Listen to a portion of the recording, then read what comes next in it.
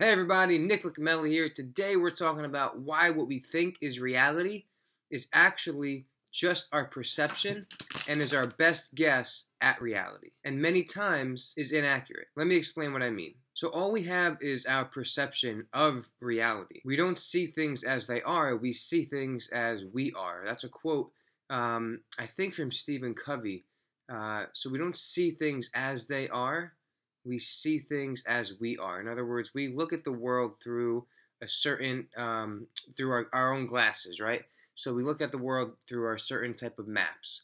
And I always say, if we want to get around New York City, no matter how great of a driver and no matter how efficient our car is, we're not going to get around New York with a map of Chicago, right? So our perception depends on the lens that we view the world through. Let me get into a few examples of what I mean and how this relates to bodybuilding and physical therapy for that matter. So many times the actual stimulus, right, so the thing that we're perceiving gives an actual response, right, a physical response in us. It may make us happy, it may make us sad, it may make us nervous, but that's an actual physical response to a certain stimulus. But it's a response to our perception of that stimulus. Another point that Stephen Covey makes is that we're the only animals on the face of the earth that have that moment between stimulus and response to think about our thinking and choose our reaction. So for example, if a dog is bitten by another dog, the dog doesn't have the brain capacity to sit in that moment, think about why it's feeling anger that it was bitten, examine its feelings, and choose its action. A dog is just going to react. It's not going to be proactive like we can. And that makes a world of difference. So think of this example. You're in a restaurant and you're trying to have a nice meal with your significant other. And a family comes in. There's a father and 3 kids. The kids are running around making noise and being disruptive and knocking things off the table and walking around other people's tables and just being very, very disruptive and rude and inconsiderate. And the father is just sitting there acting like he doesn't, have the time of day for it and doesn't really care and isn't really doing much to discipline the kids. That's the stimulus of the situation. The physical response that many would feel would be anger, annoyance, maybe your skin would be boiling. You may make comments to your significant other like, how horrible is that he can't control his children, and how rude is it that he's not trying to control his children, and how could those kids be so misbehaved, and why would he bring them to a restaurant if they're so misbehaved, and these are the feelings you'd be getting. However, that's a reaction to the situation. That's your perception of the situation formulating that response and those feelings inside you. Then, however, if you go to ask the father, say, I noticed that your children were kind of being a bit disruptive. Can I help at all? Or, why are you just letting them run around like that? And perhaps the father says, I'm so sorry. I am just in a different world right now. I feel like there's a cloud in my head. We just left the hospital, and my wife just lost the battle to breast cancer, and we haven't even been home yet. I can't even think about going into an empty house right now with 3 kids and no wife. I don't know how to explain it to them. We just stopped at this restaurant because it was on the way and we haven't eaten in a very long time. And I am so sorry that they're being disruptive. I'm just in a different world right now and don't know what I'm going to do moving forward. Now, your perception changes drastically. Those kids running around and being disruptive now triggers a completely different physical response in your body. No more are you annoyed. No more are you mad. You're not angry anymore. You're not fed up anymore. Now you are compassionate. You're empathetic. you want to try to help rather than talk about that family behind their back to your significant other. So just by changing the lens and getting more information about the situation, changing the lens that we view the situation through changes our perception and therefore the response to that stimulus. In bodybuilding, this is very similar to something like the post-workout window. So like many of us, we thought there was a specific time frame that you had to down some fast digesting carbs and a fast digesting protein right after your training session, or if you missed that window of a couple minutes, you would the workout would basically not be as effective, and you wouldn't reap as much benefits from it. So that was our lens that we viewed the situation through. That post-workout window was essential to our progress and our efforts. So that produced a lot of physical anxiety, and we even maybe structured our days around that so that we'd be able to have a quick protein shake right after a training session.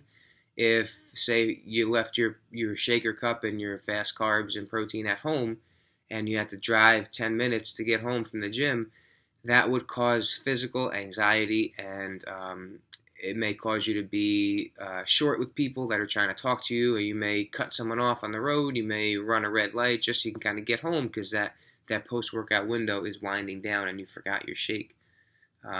So that's the physical response to that stimulus in our perception of the situation. As we learn more and more, we learn that post-workout window maybe isn't so important, and so now we change the map that we're using. We change the lens that we view the world through, and that stimulus of forgetting our shaker cup now does not elicit the same response that it did, because we change the lens that we view the situation through, and therefore our perception changes. In physical therapy, this is similar to something like foam rolling and mobility work. I used to think that in order to stay healthy and not get injured, I would have to kind of foam roll every part of my body that I was going to train that day and do some mobility work before I trained. And it would be kind of a long process before I trained. I would do that in my home before I went to the gym.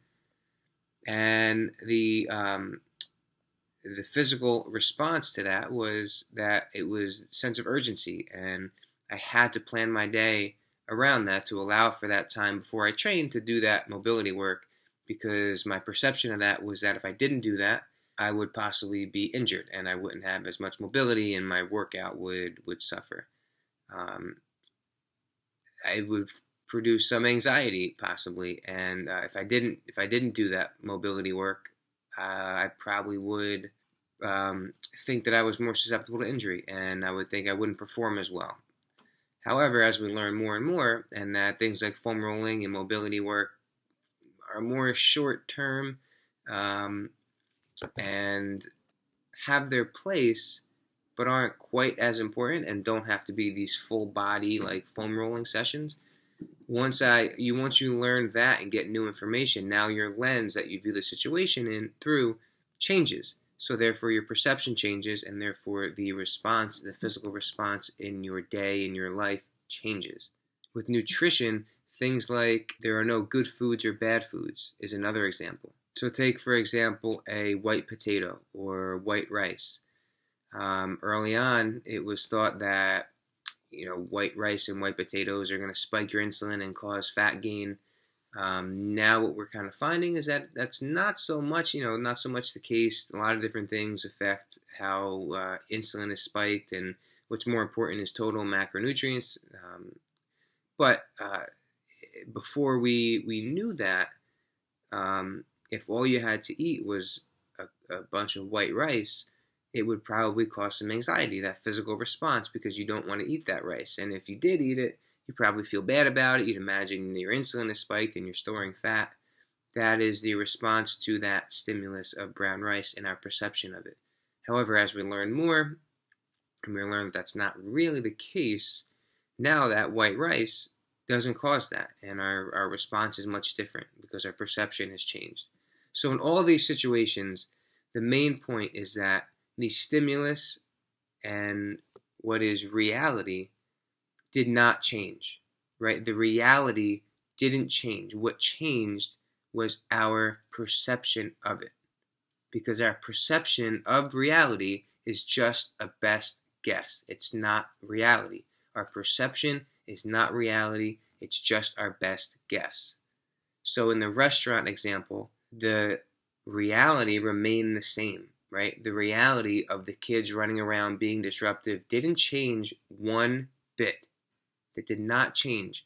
But we got a completely different feeling and response when we found out the actual situation. So we changed, but the reality didn't. The post-workout window, the reality of the situation did not change. What changed was the lens we viewed it through and our perception, and that therefore changed the way we felt about it. With the foam rolling and mobility work, again, the reality didn't change. Our perception of that reality changed, and therefore changed the response. And with the nutrition, with the white rice, that cup of white rice is the reality. That did not change. What changed was our perception of it, and therefore it changed our response to it. So I know that was kind of long-winded and maybe a little deep, but I think it's definitely relevant, that because it's so important that we go through our lives and we have to think about our thinking. We have to think about our perceptions, things that we think to be reality, and question it. We have to question it. And I cannot tell you how many times that it has helped me grow and learn as a person, not only as a bodybuilder, as a physical therapist, but as a husband, as a son, as a brother, as a friend, as a coworker. Think about your thinking. Think about the maps that you're using to navigate your life, and understand that our perception of things and our reality is only our best guess at our reality. And we don't see things as they are, we see things as we are. I hope this helps. Thank you so much for watching. If you made it to the end, thank you. But be sure to like, comment, subscribe if you want, and we'll see you next time.